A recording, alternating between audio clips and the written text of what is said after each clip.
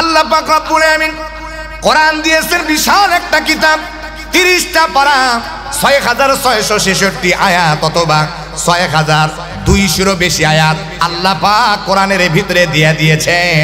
এত বিশাল একটা কিতাব দেখেন, আমাদের ছাত্র বাবারা, তালিবুল ইলমরা, হাফেজে কোরআন ওয়ালারা আল্লাহর কোরআন 30 পারা মেমরি কার্ডের ভিতরে জায়গা নিয়ে নেয়, ঠিক কিনা?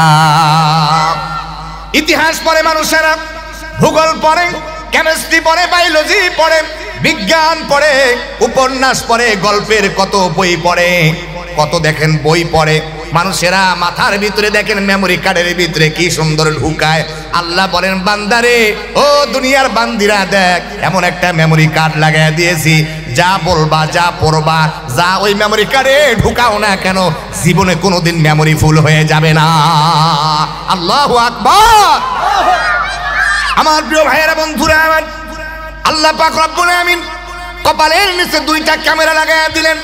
এই ক্যামেরাগুলা দিয়ে দুনিয়ার যদি আপনি দূরের কোনো কিছুকে কাছে নিয়ে আসার জন্য জুম করেন, দেখবেন কাছে নিয়ে আসার পরে ঘোলা দেখা যায়, ঝাপসা দেখা যায়। আল্লাহ বলেন বান্দারে, কপালের নিচে এমন দামি 2টা ক্যামেরা লাগাইয়া দিয়েছি, দুনিয়ার যেই দিকে তাকাইবা সেই দিকে বিশাল বিশাল ভাবে আল্লাহর কুদরত দেখতে পাইবা। নাকের দিকে আসেন, আল্লাহ রাব্বুল আমিন এত সুন্দর অক্সিজেন নেওয়ার জন্য আল্লাহ তাআলা মেশিন লাগাইয়া দিলেন। আপনি যখন সকালবেলা তরকারি গরমের আগে মা বোনেরা তরকারিটাকে টেস্ট করার জন্য নাকের কাছে নিয়ে আসে, তখন দেখে এটা বাসি কিনা, পচা কিনা, নাক দিয়ে আগে টেস্ট করার জন্য ব্যবহার করা হয়। আমার প্রিয় ভাইয়েরা, বন্ধুরা আমার, এরপরে আপনি যদি আসেন একটু নিচে মুখের ভিতরে, আল্লাহ রাব্বুল আমিন এত ছোট ছোট রগ দিয়েছেন সুস্বাদু নেওয়ার জন্য, স্বাদ নেওয়ার জন্য। আপনি যদি বোয়াল মাছ খান, এই জিহ্বার ভিতরে বোয়াল মাছ গেলে বোয়াল মাছের স্বাদ লাগে একরকম, রুই মাছ খাবেন এটা আর এক রকম, চিতল মাছ খাবেন আর এক রকম স্বাদ, রুই মাছ খাবেন আর এক রকম স্বাদ, গরু খাবেন এক রকম স্বাদ, খাসি খাবেন আর এক রকম স্বাদ, মুরগি খাবেন আর এক রকম স্বাদ, ফলমূল খাবেন এক রকম স্বাদ, টক ঝাল লবণ এক এক রকম স্বাদ। আল্লাহ পাক রব্বুল আমিন বলে বান্দারে, দেখো এত সুন্দর একটা জিহ্বা লাগাইয়া দিয়েছি, যা খাইবা মজাই লাগে, মজাই লাগে। যে আল্লাহ এত সুন্দর দামি জিহ্বা দিয়েছেন, সে আল্লাহর বেশি বেশি প্রশংসা আদায় করার দরকার আছে না নাই? আমার কলিজার টুকরা ভাইরা রে আমার, আল্লাহ রাব্বুল আমিন মায়ের গর্ভের ভিতরে আপনাকে আমাকে বানালেন। গর্ভের ভিতরে যখন আপনি আমি ছিলাম, যখন আল্লাহ রাব্বুল আমিন রূহ দিলেন, খাবারের প্রয়োজন, এবার ক্ষুধা লাগবে, কি খাবেন? দুনিয়ার কোন ডাক্তার, দুনিয়ার কোন চিকিৎসা বিজ্ঞানী, দুনিয়ার কোন মা বাপ, দুনিয়ার কোন মুফতি মুহাদ্দিস, দুনিয়ার কোন শাইখুল হাদিস, দুনিয়ার কোন আল্লাহর ওলি, কেউ মায়ের পেটের ভিতরে সন্তান কি খাবে তা নিয়ে কখনো কল্পনা করে নাই। আল্লাহ বলেন বান্দারে কেমনে খাওয়ালাম? মায়ের মাসিক অসুখকে বন্ধ করে দিয়া মায়ের নাভির সাথে তোমার নাভির সাথে একটা তার লাগাইয়া দিয়েছি। মায়ের রক্তগুলো তোমার শরীরের ভিতরে প্রবেশ করিয়ে তিল তিল করে মায়ের গর্ভের ভিতরে আমি আল্লাহ পাক বড় করেছি। আল্লাহ রাব্বুল আমিন এই জন্য বলেন বান্দারে, মায়ের গর্ভের ভিতরে তুমি ছিলে, আমি যদি চাইতাম তোমাকে আমি রক্তগুলো মুখের ভিতরে দিয়ে ঢুকাই দিতে পারতাম, কিন্তু জবানটা তো হলো পবিত্র, রক্ত তো হলো নাপাক, মুখ দিয়ে ঢুকলে জবানটা অপবিত্র হয়ে যাবে রে বান্দা। দুনিয়ায় যখন আসবা, দুনিয়ায় আসার পরে আমি জবানটাকে এই জন্য পবিত্র রেখে দিলাম, যাতে করে তুমি দুনিয়ায় থাকার পরে আমার আল্লাহ পাকের নাম নিতে পারো, আল্লাহর কালামুল্লাহ তেলাওয়াত করতে পারো, বেশি বেশি আল্লাহর জিকির করতে পারো। সুবহানাল্লাহ। ওয়ালাকাদ খালাকনাল ইনসানা মিন সুলালাতিন মিন তিন। আল্লাহ রাব্বুল আমিন বললেন, আমি মানুষকে বানিয়েছি মাটি থেকে। মাটির ব্যাখ্যা হলো তিনটা মুফাসসিরিনগণ করছেন। এক নাম্বার ব্যাখ্যা হলো আল্লাহ রাব্বুল আমিন যখন হযরতে আদম আলাইহিস সালাতু ওয়াস সালামকে সৃষ্টি করলেন, জান্নাতের ভিতরে যখন রূহ দিয়া দিলেন, রূহ দেওয়ার সাথে সাথে পুরা মাটির দেহটা গোশতে রূপান্তরিত হয়ে গিয়েছে। সুবহানাল্লাহ। বাবা যদি মাটির তৈরি হয় তাহলে সন্তানরা কিসের? বাবা যদি মাটির হয় সন্তানরাও মাটির। আল্লাহ রাব্বুল আলামিন মানুষকে বানালেন মাটি দ্বারা, জিনকে বানালেন আগুন দ্বারা, আর ফেরেশতাকে বানিয়েছেন আল্লাহ রাব্বুল আলামিন নূর দ্বারা। সুবহানাল্লাহ। আল্লাহ পাক রব্বুল আলামিন এজন্য দুনিয়ার মানুষদেরকে বললেন, দুনিয়ার মানুষেরা আমি তোমাদেরকে বানিয়েছি মাটি দ্বারা। ব্যাখ্যা তিনটা। প্রথম ব্যাখ্যা আমরা পেয়ে গিয়েছি, দ্বিতীয় ব্যাখ্যা এবার শুনুন। মানুষ হলো নাপাক পানি দ্বারা তৈরি, বীর্য দ্বারা তৈরি।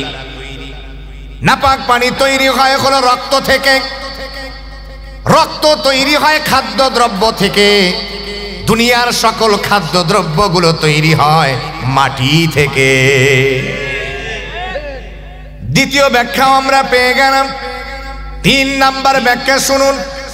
আল্লাহ রাব্বুল আলামিন স্বামী আর স্ত্রীর মিলনের ফলে এক ফোঁটা নাপাক পানি বের হয়ে যায়। আমার আল্লাহ তাআলা ওই সময় একজন ফেরেশতা নিযুক্ত করে দেন। ফেরেশতার ডিউটিটা হলো দুনিয়ায় বান্দাবান্দি আসার পরে যেই জায়গায় যার কবর হবে সেই জায়গার এক চিমটি মাটি নিয়ে মার বাবার নাপাক পানির সঙ্গে মিশিয়ে দেয়, আর এই নাপাক পানিটা মায়ের রেহেমে চলে যায়। সুবহানাল্লাহ। আল্লাহ পাক রব্বুল আলামিন এইভাবে করে আপনাকে আমাকে বানিয়েছেন।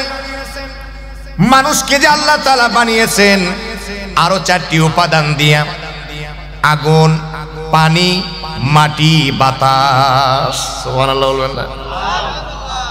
আল্লাহ বললেন, দুনিয়ার বান্দা বান্দিরা আমি তোমাদেরকে বানিয়েছি মাটি দ্বারা। সৈরা শাসকের গোষ্ঠীরা বলে মানুষ আসছে হলো বানর থেকে। আবু জাহেলের নাতিপুতিরা আমাদেরকে বলে মানুষ হলো বানরের গোষ্ঠী। যে কয় ওইটাই হলো বানর, ওটা মানুষ হইতে পারে নাই। এই সোনার বাংলাদেশে আর শিক্ষা সিলেবাসের ভিতরে কেউ যদি নাস্তিক বানানোর কোনো পায়তারা করে, আল্লাহর কসম করে বলি হাত ঢুকাইলে হাত ভেঙে ফেলা হবে। তো এরা চিন্তা নাই। এ সোনার বাংলাদেশে কেউ যদি আর টেন্ডারবাজি করার সাহস করে, মাস্তানি করে, চাঁদাবাজি করে, মানুষের প্রতি জুলুম করে, একটাও তাদেরকে আমরা ছেড়ে দেব না। সোনার বাংলাদেশে ডান্ডা দিয়ে পিটাইয়া দাদা বাবুদের এলাকায় তাদেরকে খেদাইয়া দেব। কারা কারা তৈরি আছেন দু হাত ধরে দেখা।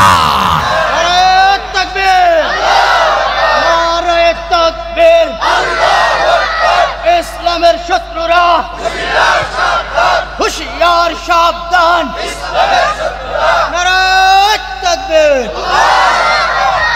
আমাদেরকে কত ভয় দেখায়, পূর্বেও ক্ষমতাশালীন কত ভয় দেখাইছে।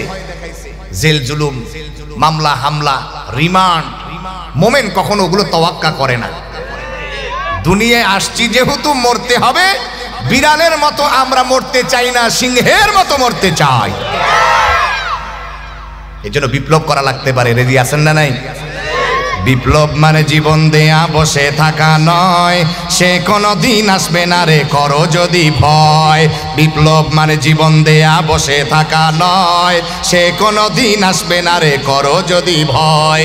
আসবে বিজয় রক্ত আর জীবনের বিনিময়, আসবে বিজয় রক্ত আর জীবনের বিনিময়। বিপ্লব মানে জীবন দেয়া বসে থাকা নয়, সে কোনো দিন আসবে না রে করো যদি ভয়। ঠিক কিনা? লড়াইয়ের ওই ময়দানেতে যেতে তোমাকে হবে, প্রয়োজনে সব রক্তটুকু জমিনেই ঢেলে দিবে। লড়াইয়ের ওই ময়দানেতে যেতে তোমাকে হবে, প্রয়োজনে সব রক্তটুকু জমিনেই ঢেলে দিবে। তবুও তোমায় লড়তেই হবে, মানিবে না পরাজয়। তবুও তোমায় লড়তেই হবে, মানিবে না পরাজয়। বিপ্লব মানে জীবন দেয়া বসে থাকা নয়, সে কোনো দিন আসবে না রে করো যদি ভয়। কোথা থেকে কোন ভিনদেশি শকুন আমার দেশে এসে সেবার নামে বসছিল জুড়ে মীর জাফরের বেশে। কোথা থেকে কোন ভিনদেশি শকুন আমার দেশে এসে সেবার নামে বসছিল জুরে মীর জাফরের বেশে। ওদের করতে নাস্তানাবুদ হতে হবে নির্ভয়, ওদের করতে নাস্তানাবুদ হতে হবে নির্ভয়। বিপ্লব মানে জীবন দেয়া বসে থাকা নয়, সে কোনো দিন আসবে না রে করো যদি ভয়। লিল্লাহে তাকবীর, লিল্লাহে তাকবীর। আল কোরআনের আলো, লিল্লাহে তাকবীর। মুসলমান ভাইরা রে আমার, মানুষ বানর থেকে আসে নাই, মানুষকে আল্লাহ পাক রব্বুল আমিন মাটি দ্বারা বানিয়েছেন। কিভাবে আল্লাহ পাক রব্বুল আমিন মায়ের গর্ভের ভিতরে আল্লাহ বানালেন, কোরআন আল কারীমের ভিতরে আল্লাহ পাক রব্বুল আমিন কি চমৎকার করে বলেন, সুম্মা জাআলনাহু নুতফাতান ফি ক্বারারিম মাকিন।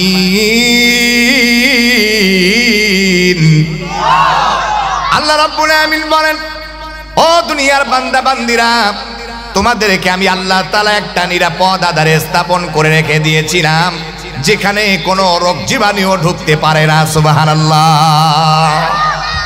এমন একটা প্যাকেটের ভিতরে, এমন একটা কাভারের ভিতরে আল্লাহ পাক রব্বুল আমিন আপনাকে আমাকে সুন্দর করে রেখে ধীরে ধীরে আল্লাহ তাআলা আপনাকে আমাকে বড় করেছেন। আমার প্রিয় ভাইয়েরা, আপনার কোনো নাম ছিল না, আপনার কোনো পরিচয় ছিল না, দুনিয়ায় আপনাকে কেউ জানতো না, চিনতো না। আপনি ছিলেন হলো মৃত, আপনি ছিলেন নাই। আল্লাহ তাআলা নাই থেকে কেমনে মানুষ বানালেন? আল্লাহ বলেন, হাল্লাতা আলাল ইনসানি হিনুম মিনাদ দাহরি লাম ইয়াকুন শাইআম মাযকুরা।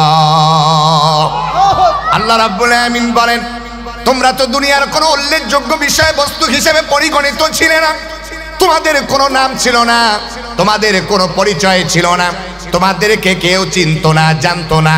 আমি আল্লাহ পাক রব্বুল আমিন মায়ের গর্ভের ভিতরে কেমনে বানালাম? কোরআন আল কারীমের ভিতরে আল্লাহ তাআলা বলেন, সুম্মা খালাকনান নুতফাতা আলাকাতান ফাখালাকনাল আলাকাতা মুদগাতান ফাখালাকনাল মুদগাতা ইযামান ফাকাসাউনাল ইযামা লাহমা।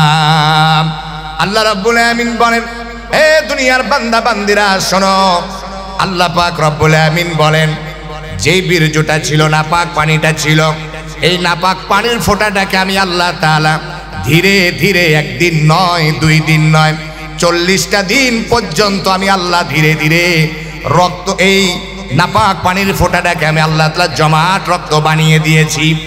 এই জমাট রক্তটাকে আবার 40 দিন পর্যন্ত ধীরে ধীরে মায়ের গর্ভের ভিতরে আমি আল্লাহ তাআলা এবার ওই রক্তটাকে আবার গোশতের টুকরা বানিয়ে দিয়েছি।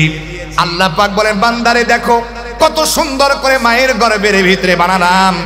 আমি যখন গোশতের টুকরাটা বানালাম, এই গোশতের টুকরার ভিতরে আমি আল্লাহ তাআলা কচি কচি হাড় লাগাইয়া দিয়েছি। একটা নয়, 2টা নয়, তোমার শরীরটার ভিতরে আমি আল্লাহ তাআলা 206টা হাড় ফিট করে দিয়েছি। সুবহানাল্লাহ।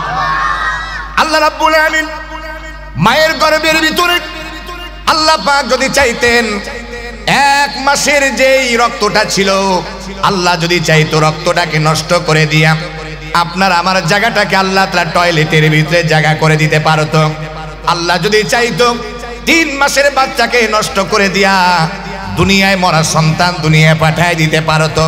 আল্লাহ পাক যদি চাইতো আপনাকে কানা করে, ল্যাংড়া বানায়া, খোরা করে, প্রতিবন্ধী করিয়া আল্লাহ তাআলা দুনিয়ায় আপনাকে পাঠাইতে পারতো। আল্লাহ রাব্বুল আমিন মায়ের গর্ভের ভিতরে আপনাকে আমাকে বানায়। আল্লাহ বলেন, বান্দারে দেখ, মায়ের গর্ভের ভিতরে আমি আল্লাহ তাআলা কি সুন্দর করে তোরে আমি বানাইছি।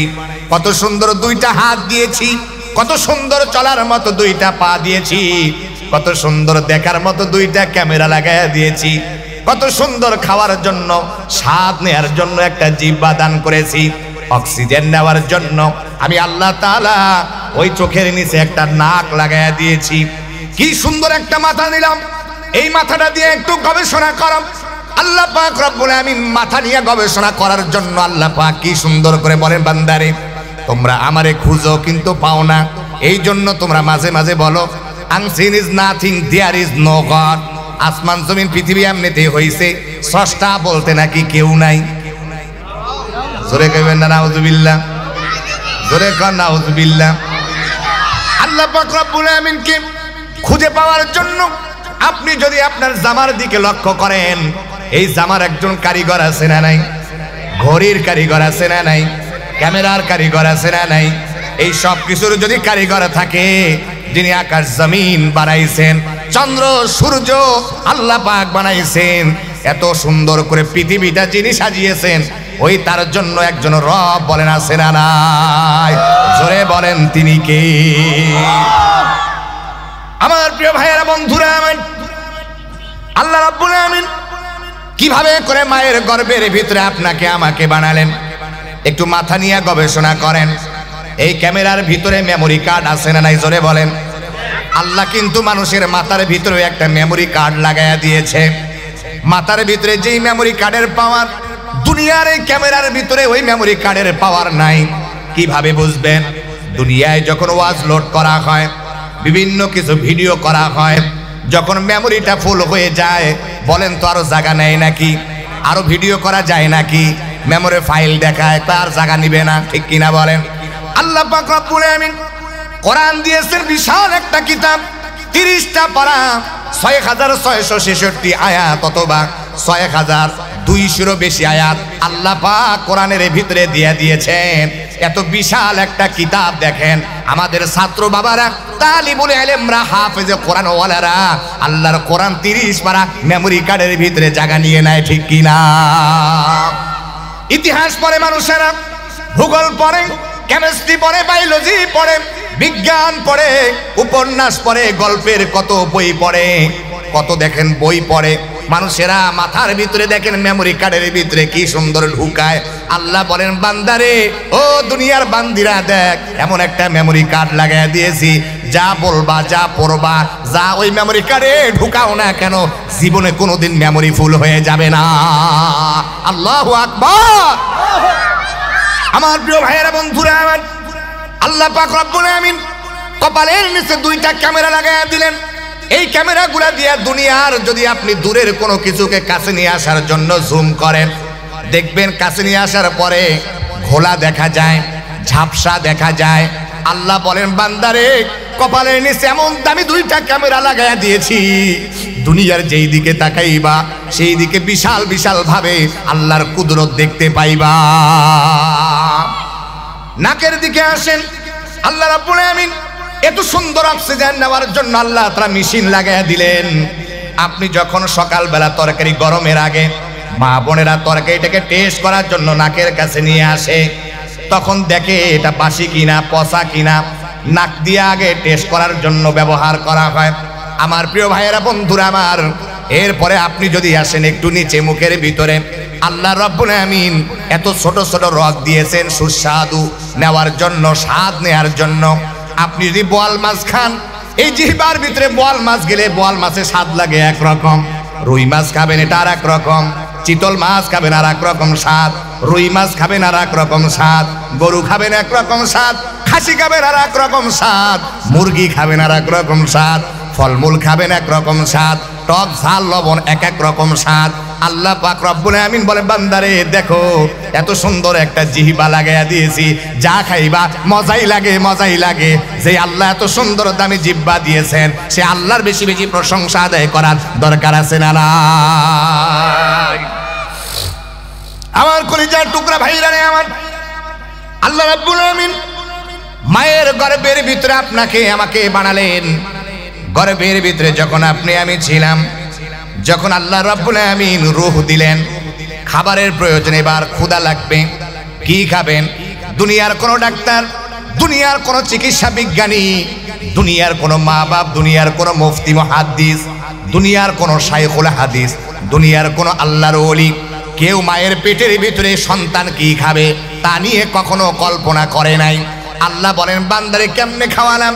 মায়ের মাসিক অসুখকে বন্ধ করে দিয়া মায়ের নাভির সাথে তোমার নাভির সাথে একটা তার লাগাইয়া দিয়েছি।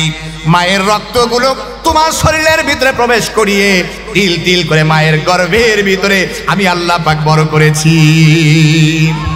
আল্লাহ রাব্বুল আমিন এই জন্য বলেন বান্দারে মায়ের গর্ভের ভিতরে তুমি ছিলে, আমি যদি চাইতাম তোমাকে আমি রক্তগুলো মুখের ভিতরে দিয়ে ঢুকায় দিতে পারতাম, কিন্তু জবানটা তো হলো পবিত্র, রক্ত তো হলো নাপাক, মুখ দিয়ে ঢুকলে জবানটা অপবিত্র হয়ে যাবে রে বান্দা। দুনিয়ায় যখন আসবা, দুনিয়ায় আসার পরে আমি জবানটাকে এই জন্য পবিত্র রেখে দিলাম যাতে করে তুমি দুনিয়ায় থাকার পরে আমার আল্লাহ পাকের নাম নিতে পারো, আল্লাহর কালামুল্লাহ তেলাওয়াত করতে পারো, বেশি বেশি আল্লাহর জিকির করতে পারো। সুবহানাল্লাহ। এই জবান আল্লাহ পবিত্র রেখে দিল, আর আমরা এই জবান দিয়ে গালাগালি করি মানুষকে। আল্লাহ জবান দিল আমাদেরকে পবিত্র, আমরা মানুষের গীবত করি, চখলখুরি করি, মিথ্যা কথা বলি, আর এই জবানটা খারাপ পথে খরচ করি, ঠিক কিনা বলে? আল্লাহ পাক রব্বুল আমিন এই জন্য তোমার বান্দারে মায়ের গর্ভের ভিতরে তোমাকে যখন আমি রূহ দিলাম, এইভাবে করে আমি আল্লাহ তাআলা তোমারে আমি বড় করেছি মায়ের গর্ভের ভিতরে। রূহ আসার পরে তুমি এবার মায়ের পেটের ভিতরে থাকাকালীন মাকে ঘুষি মারলা, পেটের ভিতরে লাথি মারলা, মায়ের পেটের ভিতরে বেদনা শুরু হয়ে গিয়েছে।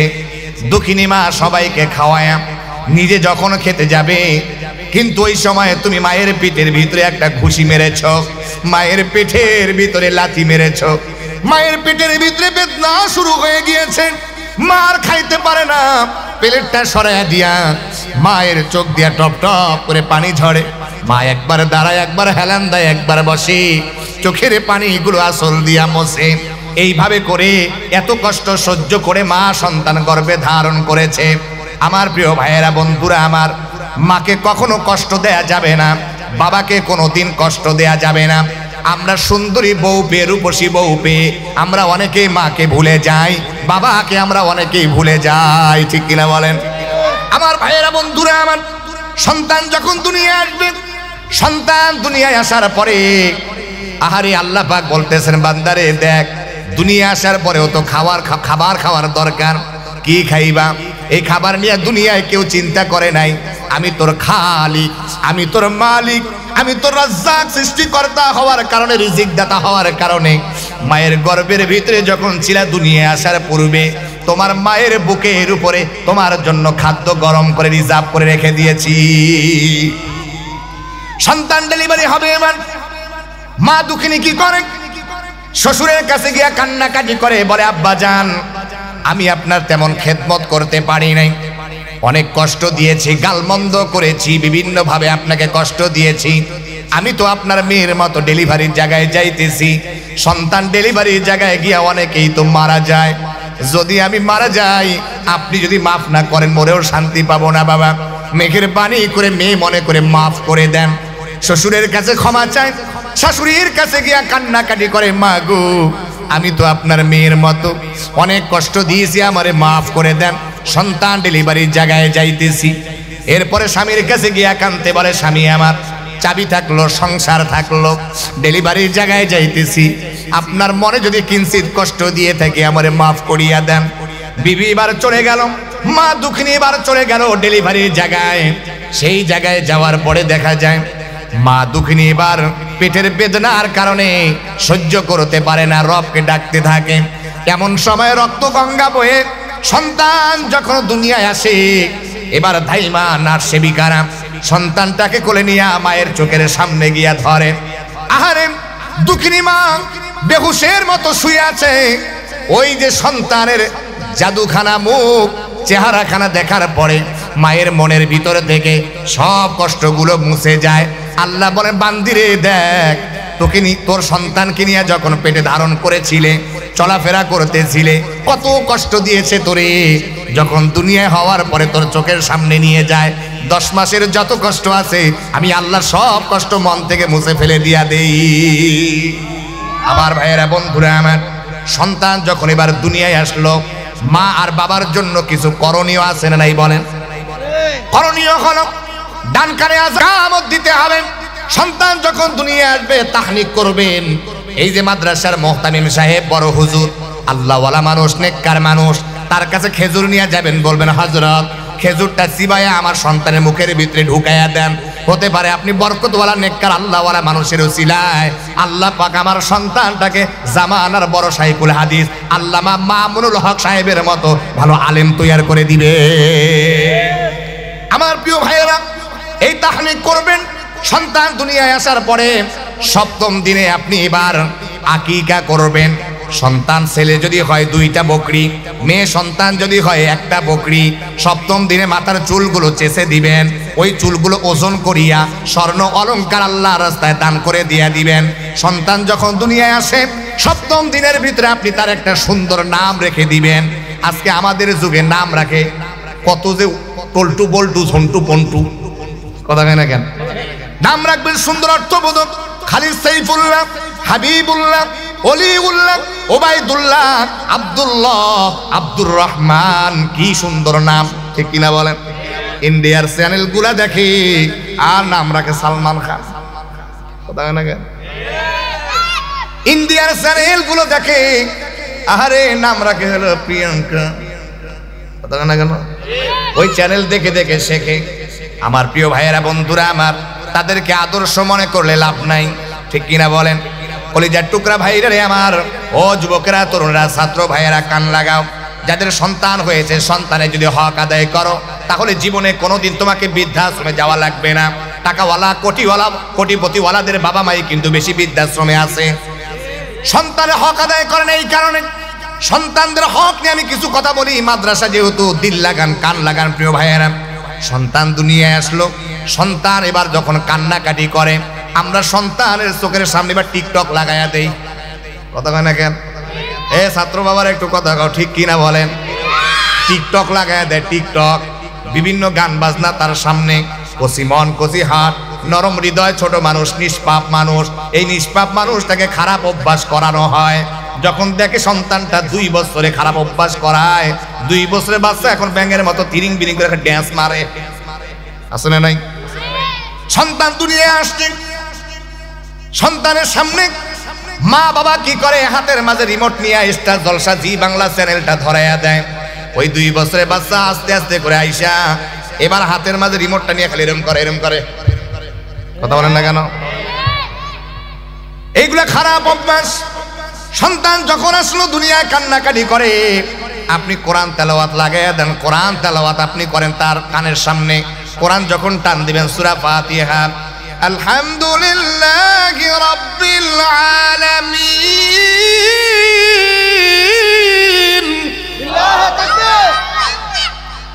আর রহমানির রহিম। আল্লাহর কোরআন তেলাওয়াত লাগাইয়া দেন। এই ছোট্ট বাচ্চারা দেখবেন কোরআন তেলাওয়াতে সূরা ফাতিহা শুনতে শুনতে কোরআন মুখস্থ হবে। সূরা ফাতিহা কিছুক্ষণ পরে সে নিজে নিজে আলহামদুলিল্লাহ রাব্বিল আলামিন বলে টান দেয়। পুরা সূরা ফাতিহা মায়েরে শোনায়, বাপরে শোনায়, ঠিক কিনা বলেন? মা যদি নেককার হয়, আল্লাহ ওয়ালা হয়, মা যখন রুকুতে চলে যায় দেখবেন মেয়েটা ছেলেটা মায়ের সাথে রুকুতে চলে যায়।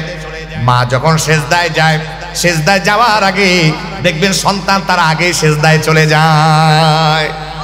মা যদি বোরখা পরে পর্দা করে, সন্তানটা ছোট মানুষ, তারে কয় আমার বোরখা কিনা দাও, আমার হিজাব কিনা দাও। মা দেখেন মায়ের কাছ থেকে সন্তানগুলো শিখে। ঘরের ভিতরটা হলো সন্তানদের জন্য একটা হলো ভার্সিটি, একটা হলো কলেজ, একটা স্কুল। সেই জায়গায় মা আর বাবার কাছ থেকে সন্তানরা শেখে। আমার প্রিয় ভাইয়েরা, বন্ধুরা আমার, এজন্য তো অবস্থা হলো দেশের মানুষের অবস্থা এমন। কবি আইনুদ্দিন আল আজাদ রহমতুল্লাহ আলাইহি একটা সঙ্গীত বলেছেন, বলবো নাকি? শুনবেন? হাসি হলেও কিন্তু সঙ্গীতের মাঝে শিক্ষা আছে, শুনেন। আগের মতো শান্তি তো আর এখনো পাওয়া যায় না, মানুষ সব পাল্টে গেছে, পাল্টে নেই তো জামানা। মানুষ সব পাল্টে গেছে, জামানা ঠিকই আছে, জামানা ঠিকই আছে, মানুষ সব পাল্টে গেছে। একসাথে একসাথে ঠিক কিনা? এই বাবা একটু মুখ খোলো, ঠিক কিনা? চুলগুলো খাটো খাটো, শর্ট প্যান্ট আটো সাটো, সানগ্লাস চোখে তার যেন কোনো জমিদার, বোট জুতা পায়ে দিয়ে, কাঁধে এক ব্যাগ নিয়ে, ঠোঁটে দেয় লিপস্টিক, হাসে শুধু ফিক ফিক। ওদিকে গেল দুচোখ, মনে হলো ভদ্রলোক, কাছে গিয়ে দেখি হায় রে পুরুষ মানুষ না, মাশাল্লাহ দাঁড়ায় আছে মিস জরিনা হায়াপা, মাশাল্লাহ দাঁড়ায় আছে মিস জরিনা। লম্বা লম্বা আছে চুল, কানেতেও আছে দুল, হাতে দেয় সোনার চুড়ি, চিকন ফিতার ঘড়ি, পাঞ্জাবি গায়ে দিয়ে হাত আছে মোড়ানো, লম্বা ওড়নাটা কাঁধে আছে ঝোলানো, হেঁটে চলে আঁকা পাকা যেন কোনো নায়িকা। কাছে গিয়ে দেখি হায় রে মাইয়া মানুষ না, এটা হলো আমগো পাড়ার মিস্টার সোহেল রানা, এটা হলো আমগো পাড়ার মিস্টার সোহেল রানা। মোটা বই আছে হাতে, কলমটাও আছে সাথে, সাদা শার্ট গায়ে দিয়ে, সুজোড়া পায়ে দিয়ে, জিন্সের পরেছে প্যান্ট, মনে হলো স্টুডেন্ট, পরনে আছে যে বেল, গায়ে মাকে দামি সেন্ট, যায় বন্ধুর আড্ডায়, ছিনতাই করে রাস্তায়, নেশা করে গাঞ্জা খেলে 8 মাস থাকে জেলে। অবশেষে মনে হলো এইটা কোনো ছাত্র না, এইটা হলো আমগো পাড়ার টোকাই বাবুল কানা, এইটা হলো আমগো পাড়ার টোকাই বাবুল কানা। লিল্লাহে তাকবীর। আমার প্রিয় ভাইয়েরা, বন্ধুরা, কলিজার টুকরা বন্ধুরা, আমি আপনাদেরকে বলতেছিলাম সন্তান যখন দুনিয়ায় আসবে, সন্তানের সামনে কোরআন তেলাওয়াত করবেন, কোরআন পড়বেন, জিকির করবেন।